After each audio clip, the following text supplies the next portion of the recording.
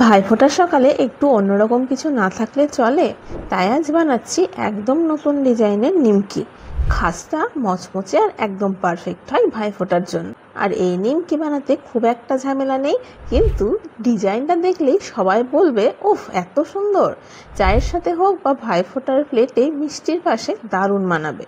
ভাইফোঁটার সকালে একটু অন্যরকম কিছু না থাকলে চলে, তাই আজ বানাচ্ছি একদম নতুন ডিজাইনের নিমকি। তাহলে চলো নিমকিগুলো বানিয়ে নিই।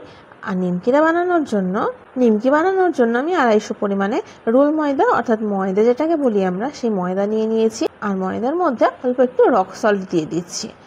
এমনি লবণ দিলে কি হয়, নিমকি অনেক সময় নেতিয়ে পড়ে, তার জন্য বিট লবণ বা সিন্দুক লবণ যেটাকে আমরা বলি সেটাই কিন্তু এর মধ্যে ব্যবহার করবে। এবার অল্প একটু জোয়ান হাতের সাহায্যে ভালোভাবে দলে নিয়ে এর মধ্যে দিয়ে দিচ্ছি। জোয়ান যদি নিমকির মধ্যে দেওয়া হয় না, তাহলে টেস্টটা কিন্তু খুব ভালো লাগে। এবার সমস্ত উপকরণ এই হাতের সাহায্যে মিশিয়ে নিচ্ছি ভালোভাবে। এরপর একটু বেশি করে সাদা তেল দিচ্ছি। সাদা তেলটা গরম করে দেওয়ার কোনো দরকার নেই, সাদা তেলটা এমনিই দেবে। আর তেলটা দেওয়ার পরে হাত দিয়ে ভালোভাবে ময়ান দিয়ে নেবে। ময়ান দেওয়াটা এই অবস্থায় কিন্তু খুবই জরুরি। খুব ভালোভাবে যদি ময়ান দেওয়া হয় না, তাহলে নিমকিগুলো একদম খাস্তা তৈরি হয়। আর একদম তেল দেওয়ার পরে এর মধ্যে জল ঢেলে দিলে একদম কিন্তু খাস্তা হবে না, একদম নিমকি নেতিয়ে পড়বে। এরপর হাত থেকে যখন এই মুঠো ছেড়ে দিলেই, যখন এটা ছেড়ে যাচ্ছে, অর্থাৎ ময়দাগুলো ছেড়ে যাচ্ছে, তখন কিন্তু হয়ে গিয়েছে আমাদের ময়ান দেওয়া। অল্প অল্প জল দিয়ে একটা শক্ত ডো বানিয়ে নেব। নিমকির ময়দা কোনোদিনই খুব নরম করে মাখলে কিন্তু হয় না।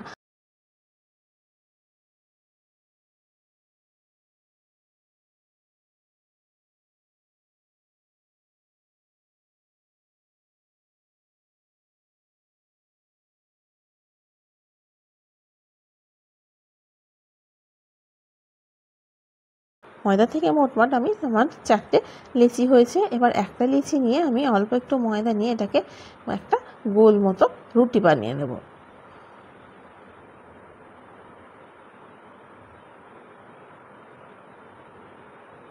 আর এই নিমকিটা বানাতে কিন্তু কোনো রকম ঝামেলা নেই, দেখতে কিন্তু সত্যিই অসাধারণ সুন্দর লাগে। আর নিমকি রুটিটা কিন্তু খুব পাতলা করে বেলতে হবে, কারণ এই রুটি থেকে আরও অনেক ছোট ছোট রুটির মতো কাটবো। আর এইগুলোকে কিন্তু এরকম একটা ছোট্ট কৌটোর ঢাকনা নিয়েছি, আর ঢাকনাতে এরকমভাবে বসিয়ে ছোট ছোট লুচিগুলো কেটে নেব। দেখো আমাদের কিন্তু অনেকগুলোই লুচি কাটা হয়ে গিয়েছে, আর একটা একটা করে এরকমভাবে তুলে নেব। যেহেতু রুটিটা খুব পাতলা করে বেলেছি, তার জন্য এটা কিন্তু গায়ে লেগে লেগে যাচ্ছে। তো এই অবস্থায় একটু বেশি করে শুকনো ময়দা দিতে হবে, তাহলে কিন্তু গায়ে একদমই লাগবে না। এবার একটা বাটিতে অল্প একটু ময়দা আর অল্প একটু জল হাত দিয়ে ভালোভাবে মিশিয়ে নিচ্ছি। আর এই ময়দাটা দিয়ে এখন কি করব সেটাই ভাবছো, তাই না? ময়দাটা কিছুই না, এই ময়দাটা এখন একটা রুটির মধ্যে, অর্থাৎ ছোট রুটির মধ্যেখানে এরকমভাবে আঙুল দিয়ে লাগিয়ে নেব। তারপরে আরেকটা রুটি লাগিয়ে নেব আর মধ্যেখানটা একটু চিপে দেব। চিপে দেওয়ার একটাই কারণ, সেটা কিন্তু তোমরা পরে বুঝতে পারবে। দেখো আমি মোটমাট কিন্তু 4টে এরকম ছোট ছোট রুটি দেব পরপর। প্রথম নিমকিটায় আমি কিন্তু মোটমাট 5টা ছোট ছোট রুটি দিয়েছি। এবার এরকম একটা স্টিকের সাহায্যে এটাকে খুব ভালোভাবে হাত দিয়ে চেপে দেব। তাহলে দেখা যাবে এগুলো কিন্তু ডিজাইনের মতো হয়ে গিয়েছে, অর্থাৎ ঘটের মতো হয়ে গিয়েছে। ঘট যেরকম হয় চারিদিকটা একদম মোটা, সামনে আর পেছন দিক সরু, ঠিক সেরকম কিন্তু আকৃতির হবে। এগুলো কিন্তু এখন দেখে বোঝা যাচ্ছে না যে এগুলো ঠিক হবে কি না, কিন্তু দেখো সবগুলো তৈরি করেছি। আর এগুলো তেলে দিলে যখন ভাজা হবে, তখন কিন্তু এগুলো তেল থেকে ছাড়তে শুরু করবে, তখন কিন্তু এগুলো ঘটের আকৃতির হয়ে যাবে। তাহলে দেখছো তো, সমস্ত নিমকিগুলো আমার কিন্তু কাটা হয়ে গিয়েছে। এখন তেলের মধ্যে অল্প অল্প দিয়ে দিচ্ছি। আর একটা কথা মাথায় রাখতে হবে, তেলটা কিন্তু খুব গরম করে নিমকিগুলো ছাড়লে কিন্তু হবে না। তেলটা যখন হালকা গরম থাকবে সেই অবস্থায় নিমকিগুলো ছাড়তে হবে। আর এটা হালকা আছে উল্টে পাল্টে ভেজে নিতে হবে। হাই আছে কিন্তু এগুলোকে কখনোই রাখা যাবে না। দেখছো তো নিমকিগুলো কি সুন্দর ফুলেছে আর একদম ঘটের মতো হয়ে গিয়েছে। এগুলো যখন প্লেটে সাজানো থাকবে না, দেখতে কিন্তু দারুণ লাগবে।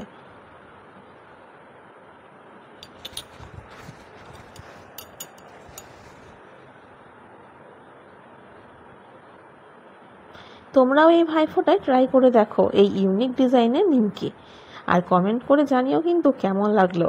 আর ভুলে যেও না লাইক, শেয়ার ও ফলো করতে। এবার নিমকিগুলো ভাজার পরে আমি তুলে নিচ্ছি। সমস্ত নিমকিগুলো এরকমভাবে উল্টে পাল্টে হালকা দমে ভেজে নিতে হবে।